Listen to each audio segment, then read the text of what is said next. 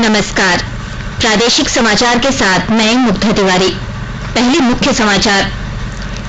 Corona संक्रमण के बढ़ते मामलों को देखते हुए मुख्यमंत्री हेमंत सोरेन ने अस्पतालों में कोविड-19 के लिए बेड बढ़ाने के साथ 6 नए आरटी-पीसीआर लैब स्थापित करने का दिया निर्देश। राज्य में पिछले 24 घंटों के दौरान कोरोना के 3,480 नए मामले सामने आए, 28 संक्रमितों की गई जान। केंद्र सरकार ने राज्यों से किराने की दुकानों, दवा की दुकानों और किराने के भंडारों को पाबंदियों से अलग रखने को कहा है। और मुंबई में खेले जा रहे आईपीएल क्रिकेट मैच में राजस्थान रॉयल्स ने दिल्ली कैपिटल्स को हराकर पहली जीत दर्ज की है।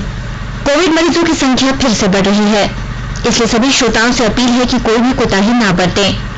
सभी सुरक्षा उपायों का पालन करें और 45 वर्ष से ऊपर के सभी लोग बेहिचक टीका लगवाएं। सुरक्षित रहें और 3 आसान उपायों का पालन करें। मास्क पहने, 2 गज की दूरी है जरूरी, सुरक्षित दूरी बनाए रखें, हाथ और मुंह साफ रखें। अब समाचार विस्तार से। मुख्यमंत्री हेमंत सोरेन ने कोरोना के बढ़ते संक्रमण की उच्च स्तरीय समीक्षा के बाद रिम्स में 110 नए आईसीयू सहित 750 कोविड-19 डेडिकेटेड एयरमार्क बेड आरक्षित करने का निर्देश दिया है। इसके अलावा मुख्यमंत्री ने आरटी-पीसीआर जांच में तेजी लाने के लिए 2 मशीनों को खरीदने का निर्देश स्वास्थ्य विभाग को दिया है। एक मशीन रांची और दूसरी मशीन दुमका में लगाई जाएगी। श्री सोरेन ने राज्य में 6 नए आरटी-पीसीआर लैब स्थापित करने का निर्देश भी दिया है। ये लेबोरेटरी रांची, जमशेदपुर, बोकारो, चाईबासा, गुमला और साहिबगंज में लगेंगे। मुख्यमंत्री ने कहा कि रांची के रिम्स के आसपास के जिलों में कोरोना मरीजों का दबाव बढ़ गया है। रांची के आसपास के जिलों हजारीबाग, रामगढ़ आदि में मरीजों का इलाज और मेडिकल सुविधाएं रिम्स के चिकित्सकों की देखरेख में उपलब्ध कराई जाएगी। वहीं रामगढ़ में सीसीएल के 150 बेड वाले अस्पताल को भी सरकार कोविड-19 के मरीजों के इलाज के लिए उपयोग में लाएगी। रिम्स के अंदर 110 नए आईसीयू तैयार करने का निर्देश दिया जा चुका है और 750 डेडिकेटेड एयरमार्क कोविड के लिए रिम्स में बेडों को चिन्हित किया गया है।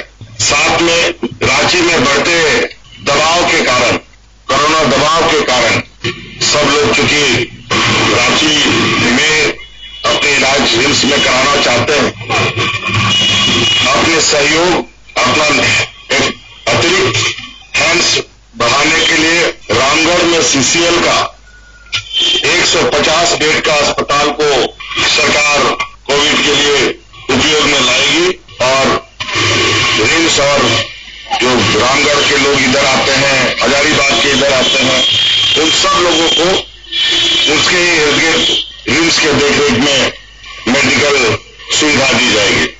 राज्य में कोरोना की दूसरी लहर में संक्रमितों का आंकड़ा बढ़ रहा है। पिछले 24 घंटों के दौरान राज्य भर में कोरोना के 3,480 नए मामले सामने आए हैं। साथ ही एक दिन में 28 लोगों की कोरोना से मौत हुई है, जबकि राज्य में कोरोना से 1,325 मरीज ठीक हुए हैं। राजधानी रांची में कल 1,393 कोरोना संक्रमितों की पुष्टि हुई है। इधर टीकाकरण अभियान में तेजी लाने के साथ कल 37,493 लोगों को कोरोना की वैक्सीन दी गई है। इसमें से 30,054 को पहला डोज और 7,439 को दूसरा डोज दिया गया है। देश में अब तक 11 करोड़ 70 लाख से अधिक कोविड टीके लगाए जा चुके हैं। स्वास्थ्य मंत्रालय ने बताया है कि पिछले 24 घंटों में 26 लाख 2 हजार लाभार्थियों को टीके लगाए गए। इनमें से 20 लाख से अधिक लाभार्थियों को टीके की पहली डोज और 5 लाख 42 हजार से अधिक लाभार्थियों को टीके की दूसरी डोज दी गई। मंत्रालय ने कहा है कि कल 76,000 कोविड टीकाकरण केंद्र काम कर रहे थे, जिससे कि औसत 22,400 सक्रिय टीकाकरण केंद्रों की वृद्धि हुई है। रूस में भारत के राजदूत बाला वेंकटेश शर्मा ने कहा है कि रूस की कोरोना वैक्सीन स्पुतनिक वी इस माह भारत को मिल जाएगी। श्री वेंकटेश ने कहा कि भारत में वैक्सीन उत्पादन बढ़ाया जा रहा है और इसके प्रति माह 5 करोड़ डोज से अधिक हो जाने की संभावना है। भारत में रूस के उपदूत रोमान बाबुश्किन ने बुधवार को कहा कि भारत द्वारा स्पुतनिक वैक्सीन के आपात उपयोग की अनुमति से विशेष साझेदारी का नया आयाम खुलेगा। रूसी वैक्सीन को अनुमति मिल जाने से भारत में कोविड के उपचार के लिए तीसरा टीका उपलब्ध हो गया है। स्पुतनिक वी को स्वीकृति देने वाला भारत विश्व का 60वां देश है। इन देशों में विश्व की 40% या कुल 3 अरब आबादी के लिए यह वैक्सीन स्वीकृत हो चुका है। पेट्रोलियम और प्राकृतिक गैस मंत्री धर्मेंद्र प्रधान ने आज कहा है कि भारत पारिस्थितिक तंत्र के विकास की ओर अग्रसर है। हाइड्रोजन अर्थव्यवस्था नई दिल्ली डायलॉग 2021 विषय पर आयोजित समारोह को संबोधित करते हुए श्री प्रधान ने कहा कि भारतीय ऊर्जा क्षेत्र में हाइड्रोजन गैस के ज्यादा से ज्यादा इस्तेमाल के लिए भारत ने अनेक पहल किए हैं। उन्होंने कहा इस साल के केंद्रीय बजट में राष्ट्रीय हाइड्रोजन मिशन की घोषणा की गई है। श्री प्रधान ने कहा कि प्रौद्योगिकी प्रगति के माध्यम से भारत परिवहन, ईंधन और तेल शोधक कारखानों में भी इसका इस्तेमाल के लिए कंप्रेस्ड प्राकृतिक गैस के साथ हाइड्रोजन का मिश्रण तैयार कर रहा है। उन्होंने कहा कि प्रायोगिक रूप से दिल्ली में कंप्रेस्ड प्राकृतिक गैस और हाइड्रोजन के मिश्रण से 50 बसें चलाई जा रही हैं। श्री प्रधान ने यह भी कहा कि सरकार देश के अन्य बड़े शहरों में भी बसों में इसी मिश्रित ईंधन के इस्तेमाल की योजना बना रही है। आकाशवाणी के ताजा तरीन समाचारों के लिए आप हमारी वेबसाइट newsonair.com पर लॉग ऑन कर सकते हैं। ताजा समाचार ट्विटर हैंडल @AIRNewsAlerts और Facebook page all India radio news पर भी उपलब्ध है। आप प्रादेशिक समाचार एकांश के ट्विटर हैंडल @AIRNews_Ranchi और फेसबुक पेज तथा YouTube channel AIR news Ranchi पर भी हमारे बुलेटिन सुन सकते हैं। प्रादेशिक समाचार आप आकाशवाणी रांची से सुन रहे हैं और अब पेश है कोरोना से बचाव के कुछ संदेश।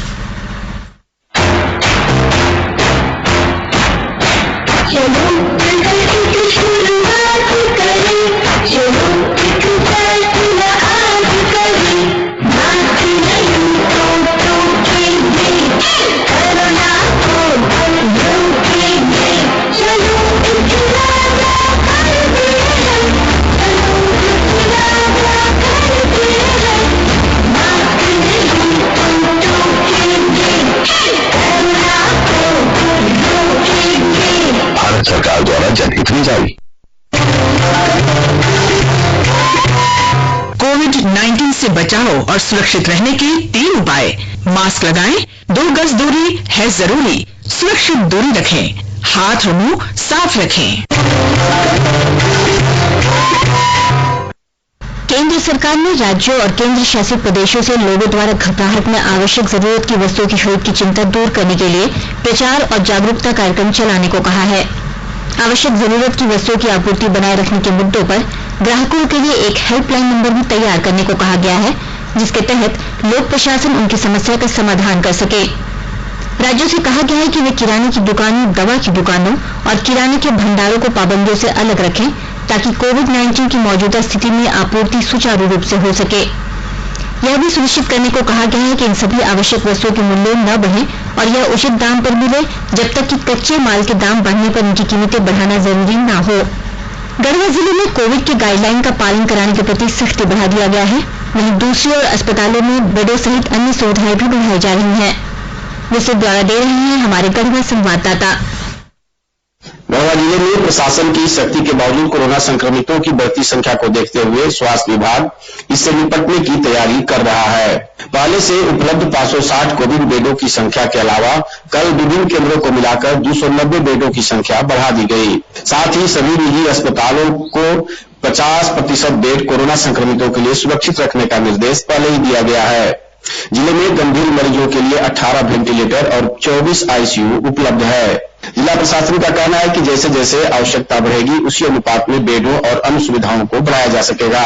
जिले में इस समय 243 सक्रिय मरीज हैं, जिनका विभिन्न कोविड अस्पतालों में इलाज किया जा रहा है। विनोद कुमार पाठक, आकाशवाणी समाचार, गढ़वा। हजारीबाग में एक बार फिर 104 की बड़ी संख्या में कोरोना के सक्रिय मामले मिले हैं। इसके साथ ही जिला में कोरोना संक्रमितों की कुल संख्या 997 पहुंच गई है। शेख भिखारी मेडिकल कॉलेज अस्पताल के अलावा निजी अस्पताल, NZB आरोग्यम अस्पताल एवं नए बनाए गए कोविड केयर सेंटर में कराया जा रहा है। करीब 2/3 लोगों का होम आइसोलेशन में इलाज चल रहा है। इधर बोकारो जिले में पिछले 24 घंटे में कोरोना संक्रमित 194 मरीजों की पहचान की गई। जिले में एक्टिव केस की संख्या अब 748 हो गई है। प्रशासन की ओर से कोविड-19 से बचाव हेतु जारी गाइडलाइंस का पालन नहीं करने वालों के खिलाफ सख्त कार्रवाई की जा रही है। लगातार दूसरी बार कोरोना संक्रमण के कारण छऊ महोत्सव नहीं होने से कलाकारों में मायूसी है। उनका कहना है कि इससे उन्हें काफी नुकसान हुआ है। सरायकेला नगर पंचायत के उपाध्यक्ष मनोज चौधरी ने कहा कि यूनेस्को द्वारा सरायकेला छऊ नृत्य को अतुल्य धरोहर की सूची में शामिल किया गया है, परंतु छऊ नृत्य से जुड़े विभिन्न परंपराओं को भी यूनेस्को द्वारा अतुल्य धरोहर की सूची में शामिल करना चाहिए। इससे यहाँ की कला एवं कलाकारों का संरक्षण हो सकेगा। गुमला शहर में बाईपास सड़क निर्माण कार्य की गति धीमी रहने के कारण NH विभाग के प्रभारी कार्यपालक अभियंता रामेश्वर शाह ने निर्माण कार्य में लगे एजेंसी को जल्द से जल्द सड़क निर्माण कार्य पूरा करने के लिए कहा है। जिससे ब्यौरा दे रहे हैं हमारे गुमला संवाददाता। गुमला शहर की घनी आबादी से होकर गुजरने वाली 2 नेशनल हाईवे के कारण शहर में वाहनों की लंबी लंबी कतारें लग जाती। ऐसे में इससे निजात दिलाने के लिए केंद्र सरकार गुमला में बाईपास सड़क निर्माण करा रही है। बाईपास सड़क का निर्माण कार्य का शिलान्यास वर्ष 2016 में पूर्व मुख्यमंत्री रघुवर दास किए थे, जिसके बाद सड़क का निर्माण कार्य शुरू हो गया था। लेकिन संवेदक की लापरवाही के कारण बाईपास सड़क का निर्माण कार्य धीमी गति से चल रहा है। ऐसे में NH विभाग के प्रभारी कार्यपालक अभियंता रामेश्वर शाह ने बाईपास सड़क निर्माण कार्य में लगे एजेंसी को जल्द से जल्द सड़क निर्माण कार्य पूर्ण करने के लिए कहा है। ऐसे में विभाग के उच्चाधिकारियों से पत्राचार किया गया है। उन्होंने बताया कि बाईपास सड़क की कुल लंबाई 12.8 किलोमीटर है, जिसकी लागत 66.89 करोड़ रुपए है। नरेश कुमार, आकाशवाणी समाचार, गुमला। सरकार ने कोविड के मामलों में तेजी से हो रही वृद्धि को देखते हुए आज राष्ट्रीय पात्रता सह प्रवेश परीक्षा स्नातकोत्तर नीट PG परीक्षा 2021 को स्थगित कर दिया है। परीक्षा की अगली तिथि की घोषणा स्थिति की समीक्षा के बाद की जाएगी। यह परीक्षा इस महीने की 18 तारीख रविवार को होनी थी। केंद्रीय स्वास्थ्य मंत्री डॉक्टर हर्षवर्धन ने एक ट्वीट में कहा कि यह निर्णय मेडिकल छात्रों के स्वास्थ्य को ध्यान में रखते हुए लिया गया है। IPL क्रिकेट में कल रात मुंबई में राजस्थान रॉयल्स ने पहली जीत दर्ज की। रोमांचक मुकाबले में उसने मैच के अंतिम ओवर में दिल्ली कैपिटल्स को हराया। दिल्ली कैपिटल्स ने पहले बल्लेबाजी करते हुए 20 ओवर में 8 विकेट पर 147 रन बनाए थे। जीत के लिए 148 रन का पीछा करते हुए राजस्थान रॉयल्स की शुरुआत अच्छी नहीं रही। उसके बल्लेबाज संजू सैमसन और जॉस बटलर जल्दी आउट हो गए। बाद में क्रिस मॉरिस ने कगिसो रबाडा और टॉम करन की गेंदों पर कई छक्के लगाए तथा अपनी टीम को जीत दिलाई। वे 18 गेंदों में 36 रन बनाकर नाबाद रहे। जयदेव उनादकट ने 7 गेंदों में 11 रन बनाए और 3 विकेट भी लिए, जिससे उन्हें प्लेयर ऑफ द मैच घोषित किया गया। राजस्थान रॉयल्स ने टॉस जीतकर दिल्ली कैपिटल्स को पहले बल्लेबाजी करने को कहा था। आज शाम 7:30 बजे मुंबई में पंजाब किंग्स का मुकाबला चेन्नई सुपर किंग्स के साथ होगा। और अब संक्षिप्त खबरें। गोड्डा जिले के बलबड्डा थाना क्षेत्र में बड़ी चोरी की घटना हुई। चोरों ने घर मालिक को घर के अंदर कैद कर घर में रखे पैसे, जेवरात, कपड़ों की चोरी की है। पुलिस घटनास्थल का निरीक्षण कर मामले की जांच कर रही है। पलामू जिला मुख्यालय मेदिनीनगर में सड़क हादसे में एक पुलिस जवान की मौत हो गई। पुलिस मामले की छानबीन कर रही है। घटना के बाद स्थानीय लोग और जवान के परिजनों ने डाल्टनगंज रांची मुख्य पथ NH 39 को जाम कर दिया। खूंटी जिले के रनिया थाना अंतर्गत मेरनबीर के जंगलों में PRFI नक्सलियों के खिलाफ खूंटी पुलिस का अभियान के दौरान एरिया कमांडर जोहन टोपनो भाग निकला। और आइए अब सुनते हैं अखबारों की सुर्खियां। राज्य से प्रकाशित लगभग सभी प्रमुख अखबारों ने कोरोना के बढ़ते मामलों पर कल हुई उच्च स्तरीय बैठक के बाद मुख्यमंत्री द्वारा दिए गए निर्देशों को प्रमुखता से प्रकाशित किया है। प्रभात खबर ने कोरोना से झारखंड के प्रख्यात शिक्षाविद गिरधारी राम गंझू की मौत की खबर को अपनी लीड बनाते हुए लिखा है, 8 घंटे 9 अस्पतालों का चक्कर, नहीं मिला बेड, डॉक्टर गंझू की चली गई जान। इसके साथ ही लिखा है, स्थिति का आकलन कर आज सरकार लेगी अहम फैसले। वहीं हिंदुस्तान ने लिखा है, रिम्स में 750 कोविड बेड होंगे। दैनिक जागरण ने मुख्यमंत्री द्वारा लिए गए निर्णय को प्रमुखता से प्रकाशित करते हुए लिखा है, अस्पतालों में बढ़ेंगे संसाधन, जांच भी होगी तेज। दैनिक भास्कर ने कोरोना की खबरों के साथ कल मनाए गए सभी पर्व की खबर को पहले पन्ने पर जगह दी है। अंग्रेजी में प्रकाशित हिंदुस्तान टाइम्स और द टाइम्स ऑफ इंडिया ने कोरोना के एक दिन में सर्वाधिक मामले 2 लाख पहुंचने की खबर को अपनी लीड बनाई है। अंत में मुख्य समाचार एक बार फिर। कोरोना संक्रमण के बढ़ते मामलों को देखते हुए मुख्यमंत्री हेमंत सोरेन ने अस्पतालों में कोविड-19 के लिए बेड बढ़ाने के साथ 6 नए RT-PCR लैब स्थापित करने का दिया निर्देश। राज्य में पिछले 24 घंटों के दौरान कोरोना के 3,480 नए मामले सामने आए, 28 संक्रमितों की गई जान। केंद्र सरकार ने राज्यों से किराने की दुकानों, दवा की दुकानों और किराने के भंडारों को पाबंदियों से अलग रखने को कहा है। और मुंबई में खेले जा रहे IPL क्रिकेट मैच में राजस्थान रॉयल्स ने दिल्ली कैपिटल्स को हराकर पहली जीत दर्ज की। इसके साथ ही आकाशवाणी रांची से प्रादेशिक समाचार का ये बुलेटिन समाप्त हुआ। नमस्कार। घर में रहिए, सुरक्षित रहिए और सुनते रहिए आकाशवाणी।